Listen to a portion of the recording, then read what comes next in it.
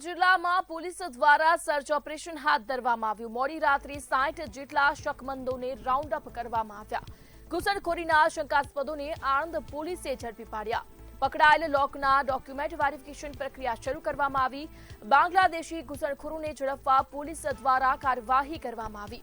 પકડાયેલા લોકોમાં 3 શકમંદોની ઊંડી પૂછપરછ શરૂ કરવામાં આવી।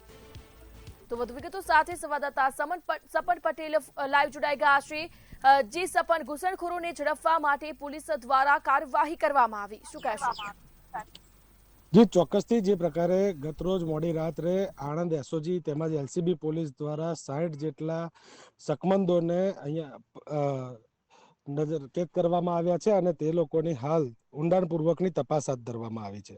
જે શકમંદો છે તેમને રાઉન્ડ અપ કરીને ઘૂસણખોરી હોવાની જે શકમંદો છે તે લોકોની આણંદે પોલીસે ઊંઘતા ઝડપી પાડ્યા છે અને વિદેશી ઘૂસણખોરોને ઝડપી પાડવા માટે હાલ આણંદ પોલીસ સતર્ક બની છે।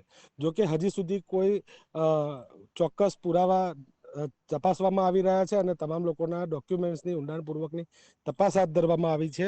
અંદાજિત 60 જેટલા જે લોકો છે તે લોકોને પકડવામાં આવ્યા છે। ઓપરેશન ડેલ્ટા હન્ટ અંતર્ગત આણંદ પોલીસે આ કાર્યવાહી હાથ ધરી છે અને તેમાં 3 જેટલા જે શકમંદો છે તેમની ઊંડાણપૂર્વકની પૂછપરછ હાલ ચાલી રહી હોવાની સૂત્રો પાસેથી માહિતી મળી રહી છે।